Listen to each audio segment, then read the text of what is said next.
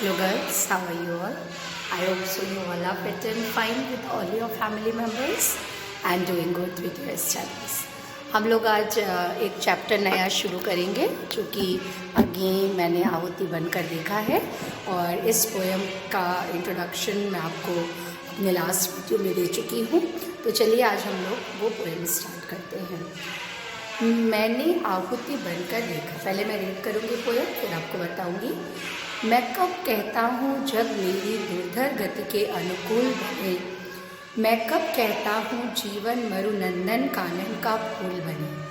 कांटा कठोर है तीखा है, इसमें उसकी मर्यादा है। मैं कब कहता हूँ वह घटकर प्रांतर का ओछा फूल। एक बार फिर से पढ़ रही हूँ। मैं कब कहता हूँ जब मेरी दुर्धर गति के अनुकूल बने, मैं कब कहता हूँ जीवन मरु नंदन कानन का फूल बने। कांटा कठोर है तीखा है, इसमें उसकी मर्यादा है। मैं कब कहता हूँ वह घटकर प्रांतर का ओछा फूल बने। ये जो आपके सच्चिदानंद हीरानंद वात्स्यायन अज्ञेय जी हैं, उन किस्से के द्वारा रचित ये कविता है मैंने आहुति बनकर देखा। और इसमें जो कवि हैं वो उनका जो काव्य संकलन है पूर्वा, कौन सा काव्य संकलन? पूर्वा, उससे ये कविता बेटा ली गई है और जिसे कि हमारी जो पाठ्य पुस्तक है हिंदी उसके काव्य खंड में संजोया गया है। ठीक है, तो आप इसका क्या संदर्भ लिखेंगे? आप संदर्भ लिखेंगे कि प्रस्तुत पंक्तियाँ, चूँकि जो अज्ञेय जी थे वो प्रयोगवाद के प्रवर्तक कवि थे, तो उनके बारे में आप लिख सकते हैं कि प्रस्तुत पंक्तियाँ हमारे हिंदी साहित्य के प्रयोगवाद के प्रवर्तक कवि सच्चिदानंद हीरानंद अज्ञेय जी के द्वारा रचित है और वो इस कविता का नाम मैंने आहुति बनकर देखा है। यह रचना उनके काव्य संकलन पूर्वा से ली गई है, जिसे हमारी पाठ्यपुस्तक काव्यांजलि में हिंदी के काव्य खंड में संकलित किया गया है। पहले काव्यांजलि था तो मेरे मुँह से काव्यांजलि निकलता है। हिंदी के काव्य खंड से में संकलित किया गया है। ठीक है, इसमें क्या है कि जो एक्चुअली ये कविता क्या है, ये कविता ये है कि इसमें कवि की धारणा है कि जो सहज सरल जीवन है, मनुष्य का जो आसान जीवन है, वो व्यक्ति को अकर्मण्य बनाता है। अकर्मण्य मतलब जिसमें कि व्यक्ति काम काज नहीं करना चाहता है, तो उनका ये मानना है कि जो सहज सरल जीवन है वो व्यक्ति को अकर्मण्य बनाता है, बोरिंग बनाता है, आलसी बना देता है। और जीवन का जो वास्तविक आनंद है वो तो कष्टों में, कठिनाइयों में और दुखों के साथ संघर्ष करने में ही है। जीवन का जो वास्तविक आनंद है वो कष्टों में, कठिनाइयों में और दुखों के साथ संघर्ष करने में ही है। और इसी से जो मनुष्य की जीवनी शक्ति है वो भी बनी रहती है। और कवि इस अवतरण में अपने जीवन के लिए यही आकांक्षा करता है कि उसका जो जीवन है वो चुनौतियों से भरा हुआ हो। क्या है इस पैराग्राफ में कवि क्या कहना चाह रहे हैं? कवि ये कहना चाह रहे हैं कि वो यहाँ पर इस पैराग्राफ में कवि यही कल्पना करता है कि जो उसका जीवन है वो चुनौतियों से भरा हुआ हो। तो चलिए हम लोग अब लाइन बाय लाइन देखेंगे। वो कहते हैं कि मैं कब कहता हूँ जब मेरी दुर्धर गति के अनुकूल बने। तो दुर्धर मतलब होता है कठिन, दुर्धर मतलब कठिन, कि उसका जो कवि यहाँ पर ये कहना चाहते हैं कि वो कहते हैं कि मैं ये कभी भी नहीं कहता हूँ कि ये जो संसार है वो मेरे जीवन की कठोर गति के अनुकूल बन जाए। मुझे संसार को अपने अनुकूल बनाना आता है, इसलिए मैं कभी भी ये नहीं चाहूँगा कि मेरा जीवन के अनुकूल ये संसार बन जाए, ये संसार मेरे जीवन के अनुकूल बन जाए। क्या कह रहा है कवि? फिर से बता रही हूँ कि कवि ये कहना चाह रहा है कि ये संसार मेरे जीवन की कठिन गति के अनुकूल बन जाए। मैं ऐसा कभी भी नहीं चाहता हूँ, क्योंकि संसार को मुझे अपनी गति के अनुकूल बनाना आता है। फिर सेकेंड लाइन क्या है? मैं कब कहता हूँ जीवन मरु नंदन कानन का फूल बने। जीवन मरु मतलब जीवन रूपी मरुस्थल, जीवन रूपी मरुस्थल। तो कवि कहते हैं कि मैं ये कभी भी नहीं चाहता हूँ कि जो मेरा जीवन है वो देवताओं के उपवन का फूल बन जाए। जीवन मरु नंदन कानन, नंदन कानन कौन सा कानन है? कानन मतलब जंगल और नंदन मतलब देवताओं का। तो देवताओं का जो उपवन है उसको नंदन कानन कहा जाता था। तो कवि यहाँ पर ये कह रहे हैं कि वो कभी भी ये नहीं चाहते हैं कि जो उनका जीवन है वो देवताओं के उपवन के समान सुंदर बन जाए और उसका पुष्प बन जाए। कांटा कठोर है, तीखा है, इसमें उसकी मर्यादा है। मैं कब कहता हूँ वह घटकर प्रांतर का ऊंचा फूल बने। फिर वो बहुत ऊंची पहुंची हुई बात करते हैं कवि यहाँ पर, कि कवि कहते हैं कि मैं जो जीवन में फूल और कांटे दोनों ही जो हैं वो होते हैं। जीवन में हमारे जीवन में फूल और कांटे दोनों ही होते हैं, और जब वो दोनों रहते हैं तभी हमको जीवन का वास्तविक आनंद भी मिलता है। और ये ठीक है, इसको लिखेंगे आप कि वो कह रहे हैं यहाँ पर कवि ये कहना चाह रहे हैं कि जब जीवन में दुख और सुख, परेशानियाँ और खुशियाँ दोनों होती हैं तभी हमारे जीवन का वास्तविक आनंद जो है वो बना रहता है। और ये ठीक है कि कांटा कठोर है, तीखा है, लेकिन उसकी उपयोगिता भी जीवन में उसी से है। और वो कहते हैं कि मैं ये नहीं कहता कि जीवन के सारे कांटे समाप्त हो जाएं और वे प्रांतर का कांटा घटकर प्रांतर का ऊंचा फूल बने, कि मैं ये नहीं चाहता कि मेरे जीवन की सारी जो परेशानियां हैं वो समाप्त हो जाए या जीवन का कांटा समाप्त हो जाए और वो फूल बन जाए। तो मेरे ख्याल से आपको ये समझ में आ गया होगा। इजी पोयम है, खड़ी बोली की पोयम है, इजी पोयम ये है।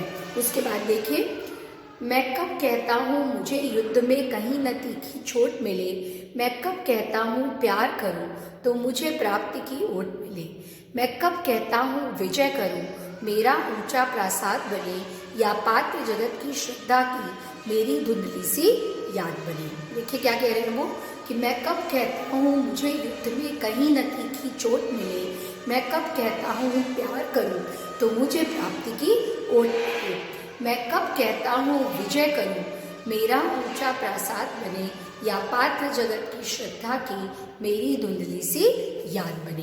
तो यहाँ पर कवि इसके आगे क्या कहना चाह रहे हैं, यही कि उनका जो जीवन है वो बहुत ज़्यादा सुख सुविधाओं से, सारे सुखों से भरपूर हो, ऐसी कवि की अभिलाषा नहीं है।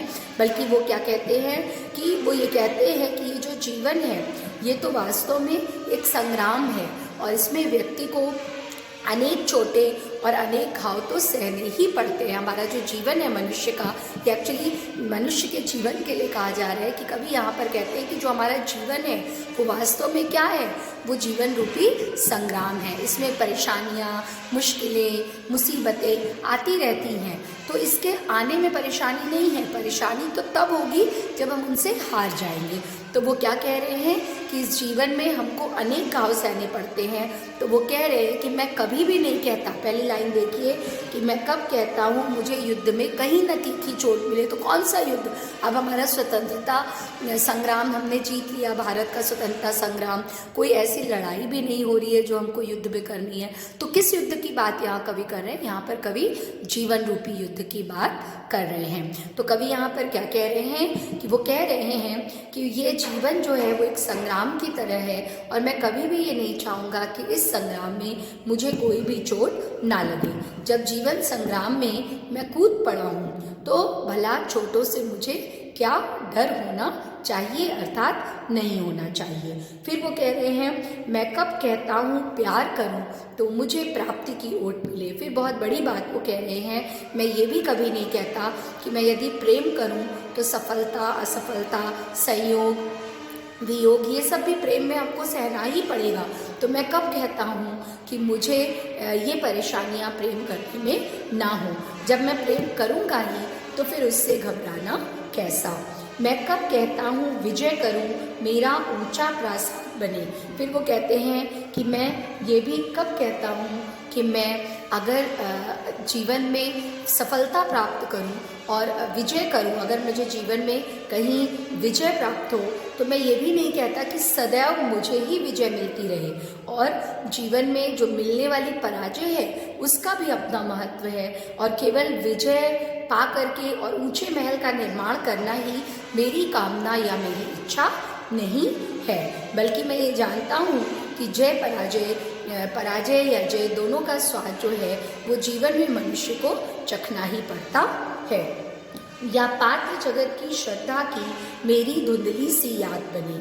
या वो ये भी कहते हैं कि यदि मैं जगत का श्रद्धा पात्र बनूं, वो क्या कहते हैं कि यदि मैं जगत का श्रद्धा पात्र बनूं तो मैं ये भी नहीं कहता कि संसार मेरे केवल गुणों पर ध्यान दे, बल्कि संसार मेरे गुणों के साथ साथ मेरी कमियों पर भी ध्यान दे। क्या कहते हैं कि मेरी कमियों पर भी ध्यान दे और मेरे गुणों पर भी ध्यान दे, क्योंकि गुणों पर जो श्रद्धा होगी और अवगुणों पर जो आलोचना होगी उसका अधिकार इस जगत को है। वो क्या कह रहे हैं कि यदि मेरे अंदर गुण होंगे तो मेरी क्या होगी, मेरी प्रशंसा होगी, मुझे लोग श्रद्धा की दृष्टि से देखेंगे, मेरा आदर करेंगे। और यदि मेरे में कमियां होंगी तो जगत मेरी आलोचना करेगा। और इन दोनों का अधिकार जो है वो इस संपूर्ण विश्व को है। वो क्या कह रहे हैं कि इन दोनों का अधिकार इस संपूर्ण विश्व को है और वो ऐसा बिल्कुल कर सकता है। समझ में आ गया? तो आई होप सो कि यहाँ पर आपको इतना समझ में आया होगा। इसमें आप ये आगे लिख सकते हैं कि कवि यहाँ पर क्या कहना चाह रहा है। तो कवि इन दोनों पैराग्राफ्स में बेटा ये कहना चाह रहा है कि आप जो काव्य सौंदर्य लिखेंगे वो लिखेंगे कि कवि यहाँ पर कह रहा है कि जीवन के संघर्ष और जो चुनौतियाँ हैं उसको झेलने का आकांक्षी कवि स्वयं को बता रहा है कि वो जीवन में आने वाले संघर्ष और चुनौतियों को स्वाभाविक रूप से झेल सकता है और उसको सीधा सरल या सपाट जीवन नहीं पसंद है, बल्कि उसको एक संघर्षमय जीवन पसंद है जिसमें संघर्ष करके वो विजय प्राप्त करे। और आप इसमें क्या बता सकते हैं, और आप इसमें भाषा जो है वो लाक्षणिकता है, भाषा में लाक्षणिकता का पुट है। इसमें जो पैराग्राफ्स इस पोयम के दिए गए हैं और भाषा कैसी है, भाषा जो है वो खड़ी बोली का प्रयोग है। और इसमें आपके दो अलंकार हैं, एक तो उपमा अलंकार है, एक तो उपमा अलंकार है जो सरल अलंकार है, और एक आपका वक्रोक्ति अलंकार है। कौन सा अलंकार है? एक वक्रोक्ति अलंकार है। वक्रोक्ति अलंकार कौन सा अलंकार होता है?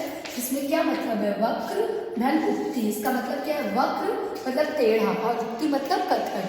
वक्र मतलब टेढ़ा और उक्ति मतलब कथन। तो यहाँ पर ये वक्रोक्ति अलंकार भी कभी प्रयोग यहाँ पर किया गया, जहाँ पर इन्होंने एक सीधी बात को घुमा करके कहा है। इसका मतलब होता है वक्रोक्ति अलंकार, जब हम एक सीधे सरल कथन को ना कह करके बात को जो है वो घुमा करके कहते हैं। तो ये कौन सा अलंकार होता है?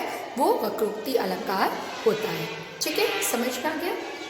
तो इस पोयम में वक्रोक्ति अलंकार कैसे है ये भी आप समझ लीजिए कि इस पोयम में वक्रोक्ति अलंकार बेटा कैसे है। वक्रोक्ति अलंकार इसमें इस तरह से है कि जब मान लीजिए वो सीधे सीधे कह देते कि मुझे केवल खुशियों भरा जीवन नहीं चाहिए, कि बस सारी चीज़ें अच्छी अच्छी मेरे जीवन में होती रहे, बल्कि मैं ये चाहता हूँ कि मेरे जीवन में परेशानियाँ आएँ और उस परेशानियों पर मैं विजय हासिल करूँ, तब तो ये बात सीधे तरीके से होती। लेकिन यहाँ पर आप देख रहे हैं कि वो बात को उस तरह से ना कह करके, बल्कि वो इस तरह से कह रहे हैं कि मैं कब कहता हूँ मेरा जीवन दुर्धर गति के अनुकूल बने, मैं कब कहता हूँ जीवन मरुनंदन कानन का फूल बने।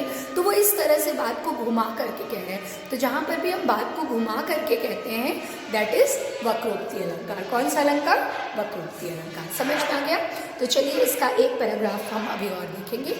पथ मेरा रहे प्रशस्त सदा, क्यों विकल करे यह चाह मुझे, नेतृत्व न मेरा छिन जावे, क्यों इसकी हो परवाह मुझे। मैं प्रस्तुत हूँ चाहे मेरी मिट्टी जनपद की धूल बने, फिर उस धूली का कण कण भी मेरा गतिरोधक शूल बने। एक बार इसको फिर से हम लोग पढ़ेंगे। पथ मेरा रहे प्रशस्त सदा, क्यों विकल करे यह चाह मुझे, नेतृत्व न मेरा छिन जावे, क्यों इसकी हो परवाह मुझे। मैं प्रस्तुत हूँ चाहे मेरी मिट्टी जनपद की धूल बने, फिर उस धूली का कण कण भी मेरा गतिरोधक शूल बने। तो इसमें वो एक और आगे कदम बढ़ा रहे हैं और वो ये इसमें कहना चाह रहे हैं कि जो मनुष्य का जीवन है वो चूँकि संघर्षों से भरा हुआ है, और कभी यहाँ पर जीवन संघर्ष को झेलने के लिए अपने आप को प्रस्तुत कर रहा है, और वो ये चाहता है कि उसका जीवन सुखों की सेज ना हो करके चुनौतियों से भरी हो, लेकिन फिर भी उसके जीवन जीने की आकांक्षा जो है वो भरी बनी रहे। क्या हो कि उसके जीवन में अनेक चुनौतियां आए, लेकिन उन चुनौतियों को से भी जीवन को सफल करने की चाह उसे बनी रहे। और इन्हीं विचारों को इस अवतरण में या इस पैराग्राफ में उन्होंने कहा है। तो चलिए हम लोग लाइन बाय लाइन देखते हैं वो क्या कह रहे हैं। पथ मेरा रहे प्रशस्त सदा, क्यों विकल रहे यह चाह मुझे। वो कह रहे हैं कि मैंने ये कभी आकांक्षा मैंने कभी नहीं की, मेरी ये इच्छा कभी नहीं रही कि मेरा जो जीवन है उसका पथ सदैव प्रशस्त रहे और उसमें कोई विघ्न बाधा ना बने। ऐसी चाह मैंने जीवन में कभी भी नहीं की। नेतृत्व न मेरा छिन जावे, क्यों इसकी हो परवाह मुझे। और वो ये भी कह रहे हैं कि सच तो ये है कि जो वास्तविक आनंद है वो इन विघ्न बाधाओं को पार करने में है, और मैं इस बात की चिंता क्यों करूं कि समाज का जो नेतृत्व है वो हर हाल में मुझे ही करना है। वो क्या कह रहे हैं, नेतृत्व ना मेरा छिन जावे, क्यों इसकी हो परवाह मुझे। तो मैं हर पल ये चिंता क्यों करूं कि जो पूरा समाज है उसमें मैं ही आगे रहूं, मैं ही उसको लीड करूं, लोग मेरी ही बात माने, लोग मेरी ही बात सुने और किसी की ना चले। मैं इस तरह की कोई भी भावना अपने मन में नहीं रखता हूँ। मैं भले ये चिंता क्यों करूं कि मेरा ही नेतृत्व जो है वो संसार में हमेशा चले, और मैं इस बात की भी चिंता क्यों करूं कि कहीं मेरा नेतृत्व छिन ना जाए। मैं प्रस्तुत हूँ चाहे मेरी मिट्टी जनपद की धूल बने।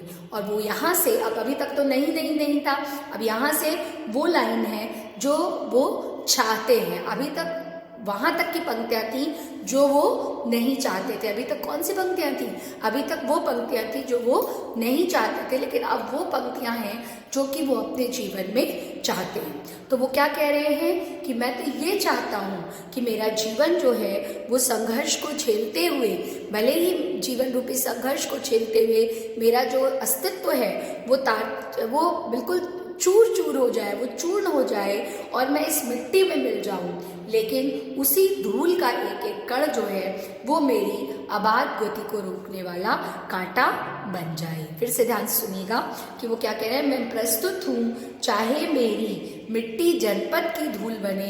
ये थर्ड और फोर्थ लाइन हम साथ में बता रहे हैं। फिर उस धूली का कण कण भी मेरा गतिरोधक शूल बने। क्या कह रहे हैं कवि कि मैं प्रस्तुत हूँ चाहे मेरी मिट्टी जनपद की धूल बने, फिर उस धूली का कण कण भी मेरा गतिरोधक शूल बने।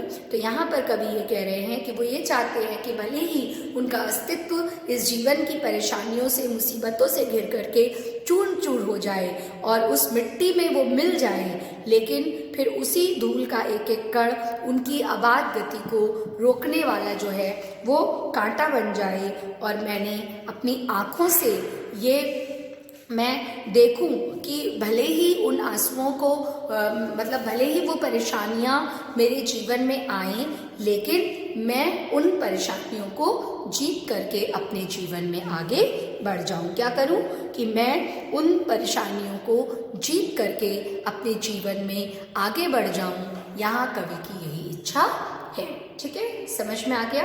फिर देखिए नेक्स्ट 4 लाइन। अपने जीवन का रस देकर जिसको यत्नों से पाला है, क्या वह केवल अवसाद मलिन झरते आंसू की माला है।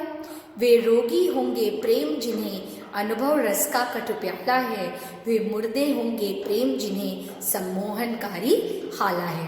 बहुत सुंदर बात वो कहते हैं यहाँ पर कि अपने जीवन का रस देकर जिसको यत्नों से पाला है, क्या वह केवल अवसाद मलिन झरते आंसू की माला है। वे रोगी होंगे प्रेम जिन्हें अनुभव रस का कट प्याला है, वे मुर्दे होंगे प्रेम जिन्हें सम्मोहनकारी हाला है। वो क्या कह रहे हैं यहाँ पर कवि ये कहना चाह रहे हैं कि वो यहाँ पर ये कह रहे हैं कि मैं कभी भी ये नहीं चाहता हूँ कि जो मेरा जीवन है जब वो धूल में मिल जाए। जब इसके पहले पंक्ति में क्या कहा है, इसके पहले पंक्ति में उन्होंने कहा है कि फिर उस धूली का कण कण भी मेरा गतिरोधक शूल बने, कि जो राह में पड़ने वाली धूल है उसका एक एक कण भी यदि मेरी आबाद गति को रोकने वाला कांटा बन जाए तो मैं उसमें भी खुश हूँ। यहाँ पर वो ये कह रहे हैं। फिर वो इसके आगे कहते हैं कि मैं अपनी आँखों का जो आंसू है उसको मैंने अपने आँखों के आंसुओं को बड़े यत्न से मैंने जीवन का रस पिला करके मैंने उन आंसुओं को पाला है। और ये जो आंसू हैं वो निराशा और हताशा के कारण निकलने वाले आंसू नहीं हैं, अपितु ये वो आंसू हैं जो कि मोती के रूप में मेरी आंखों से टपकते हैं। ये वो आंसू हैं जो मोती के रूप में मेरी आंखों से टपकते हैं। क्यों? क्योंकि मैंने जीवन के रस को पिला करके इन आंसुओं को पाला पोसा है। तो जीवन का रस पिलाने का मतलब कि जो उनके जीवन में अब तक के जो अनुभव है, उनके कटु अनुभव, और उससे निकल करके उनको जब सुख की प्राप्ति हुई है तो वो आंसू उनकी आंखों में हैं। अर्थात इसका मतलब क्या है कि इसका जो भाव है, इसका जो भावार्थ है वो बेटा ये निकल करके आता है कि जो दुख है वो मेरे जीवन का अभिशाप कदापि नहीं है। जो दुख है, वो जो मेरे जीवन में जो भी दुख आता है वो मेरे जीवन का अभिशाप नहीं है, बल्कि वो तो मेरे लिए एक वरदान है, क्योंकि इन दुखों में मुझे अपनी संघर्ष क्षमता और जिजीविषा को परखने का अवसर मिलता है। वो क्या कहते हैं कि वो ये कहते हैं कि ये जो जीवन है मेरा, इसमें जो दुख आता है वो एक वरदान की तरह है। क्यों? क्योंकि उस दुख में मुझे अपनी संघर्ष क्षमता और जिजीविषा को परखने का अवसर मिलता है। जिजीविषा मतलब जीवित रहने की इच्छा। तो कवि यहाँ पर दुख को जीवन का अभिशाप ना मान करके वरदान मानते हैं। ठीक है, फिर वो क्या कह रहे हैं? वे रोगी होंगे प्रेम जिन्हें अनुभव रस का कटु प्याला है, वे मुर्दे होंगे प्रेम जिन्हें सम्मोहनकारी हाला है। फिर इसमें यहाँ पर से पैराग्राफ, इनका जो कविता का विषय है वो थोड़ा सा चेंज हो रहा है, और यहीं पर आकर के इनकी कविता इसी चीज़ को आगे ले जाकर के समाप्त भी होती है कि वो यहाँ पर प्रेम के विषय में अपने विचार इन पंक्तियों से व्यक्त कर रहे हैं। और वो प्रेम को कहते हैं कि वो प्रेम यज्ञ की ऐसी ज्वाला है जिसमें व्यक्ति को अपनी जो आहुति है वो स्वयं देनी पड़ती है। यहाँ पर वो क्या कह रहे हैं कि जो प्रेम है वो यज्ञ की ज्वाला के समान है, वो और ऐसी ज्वाला है जिसमें व्यक्ति को अपनी आहुति स्वयं ही देनी पड़ती है। तो वो क्या कह रहे हैं कवि यहाँ पर ये कह रहे हैं कि जो लोग ये कहते हैं कि जो उनका प्रेम है वो अनुभव रूपी रस का कड़वा प्याला है, उन्हें मैं वास्तव में क्या मानता हूँ? रोगी मानता हूँ। वो क्या कह रहे हैं कि वे रोगी होंगे प्रेम जिन्हें अनुभव रस का कटु प्याला है, वे मुर्दे होंगे प्रेम जिन्हें सम्मोहनकारी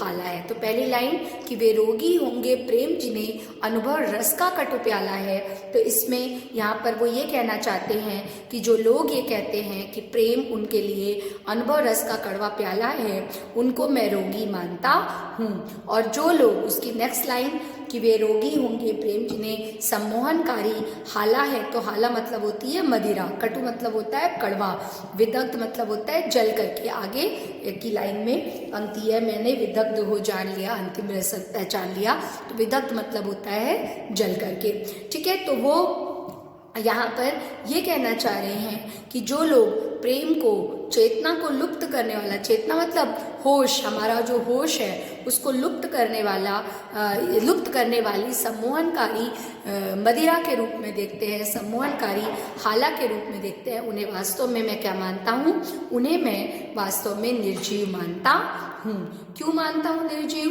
क्योंकि मैंने प्रेम ज्वाला में जल करके, प्रेम रूपी ज्वाला में जल करके, यहाँ पर आपको एक्सप्लेन करना होगा कि वो ऐसा क्यों कह रहे हैं। तो वो यहाँ पर इसलिए ऐसा कह रहे हैं क्योंकि प्रेम रूपी ज्वाला में जल करके उन्होंने प्रेम के रहस्य को समझ लिया है, और वो इस निष्कर्ष पर पहुँचे हैं कि प्रेम तो यज्ञ ज्वाला के समान पवित्र है। प्रेम किसके समान पवित्र है?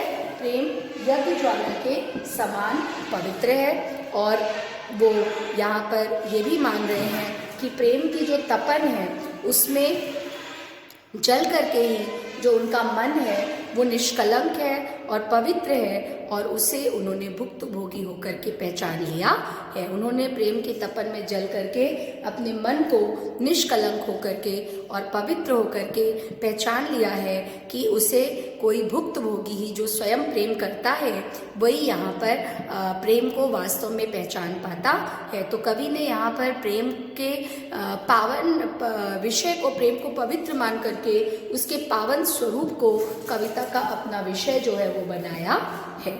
ठीक है। और प्रेम के विविध पक्षों पर उन्होंने विचार किया है। यहाँ पर आगे जब आप कविता देखेंगे तो आप देखेंगे कि उसमें उन्होंने प्रेम के पवित्र पक्षों पर विचार किया है। तो इसमें जो अलंकार बेटा आपको दिखाई देगा वो रूपक अलंकार है, उपमा रूपक अलंकार, आपको स्पेलिंग आती है, रूपक अलंकार है, उपमा अलंकार है, अनुप्रास अलंकार भी यहाँ पर है, और लाक्षणिक भाषा का प्रयोग है। और शैली कौन सी है? शैली यहाँ पर प्रतीकात्मक है। कौन सी शैली है? प्रतीकात्मक।